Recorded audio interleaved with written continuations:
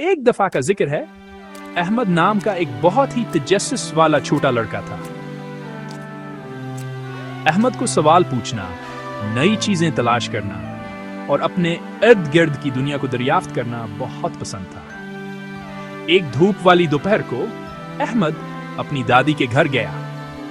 दादी ने इसे एक पुरानी धूल भरी किताब दी और सरगोशी करते हुए कहा, अहमद, ये एक जादुई किताब है, लेकिन ये सिर्फ इन बच्चों के लिए खुलती है जो हमेशा सच बोलते हैं और जो दिल से सीखना पसंद करते हैं। अहमद हैरान रह गया। इसने अदब से किताब ली और जैसे ही इसने इसे खोला, होश!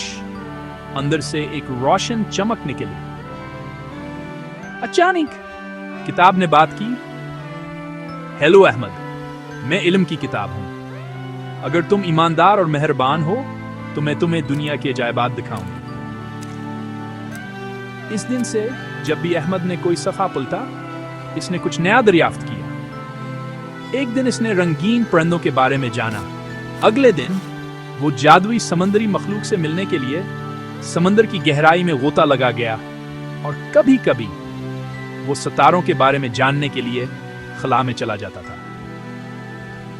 एक सुबह स्कूल में अहमद की इस्तानी ने पूछा, अहमद, तुम्हें इतनी हैरत अंगेज बातें कैसे मालूम हैं?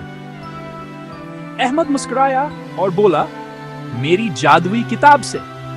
ये तभी खुलती है जब मैं सच बोलता हूं और सीखने के लिए मेहनत करता हूं। जल्द ही तमाम बच्चे अहमद जैसा बनना चाहते थे। उन्होंने सच बोलना और पढ़ना पसंद करना शुरू कर दिया, इस उम्मीद पर कि उनकी अपनी जादुई किताब भी खुलेगी।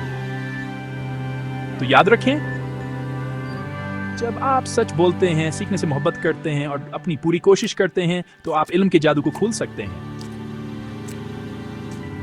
शायद, बस शायद, एक जादुई किताब आपके लिए भी खुलेगी।